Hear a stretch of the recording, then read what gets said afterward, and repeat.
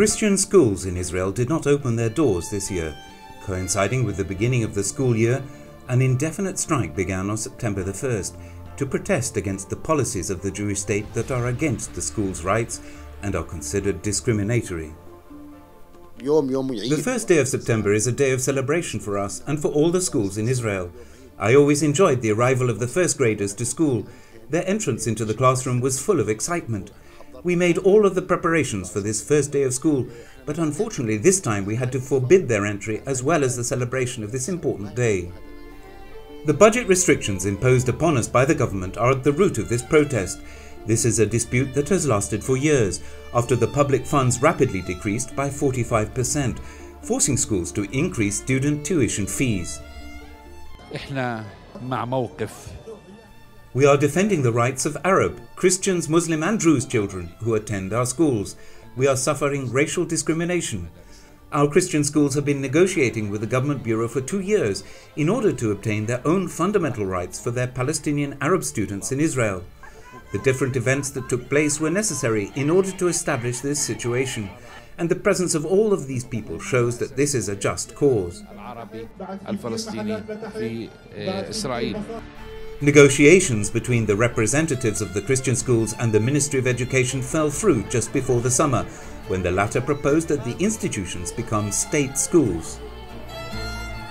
Christian schools that hold the status of approved but not public receive about 33,000 students every year, who attend 47 institutions and provide education to the Arab minority in Israel, including Christians and non-Christians. Most of these schools were already active before the foundation of the State of Israel, and in the quality rankings assigned by the Ministry of Education, they are considered some of the best in the country. Private Christian schools have a great impact on our society and on Israeli society in general. We are talking about well-established schools, with graduates who work within the social fabric, occupying high-level positions.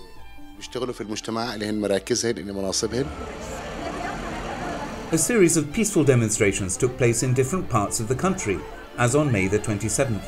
From Nazareth to Haifa, via Ramleh, the protest reached the Holy City, where hundreds of protesters coming from all over the country in 110 buses gathered outside the Ministry of Education building.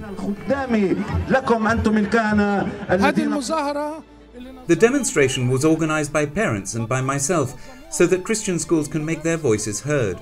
We are all united in this cause. We are here to speak our mind, because this is a democratic state and we are asking them to listen to us.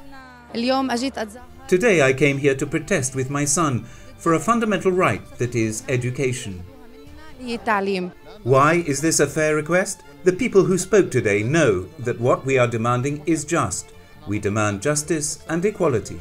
This is an issue that was also the focus of the talks that took place in Rome between Pope Francis and Israeli President Rivlin, where hopes were voiced for a speedy conclusion to the bilateral agreement currently being processed and an appropriate solution for some subjects of common interest, including the situation of Christian schools in the country. The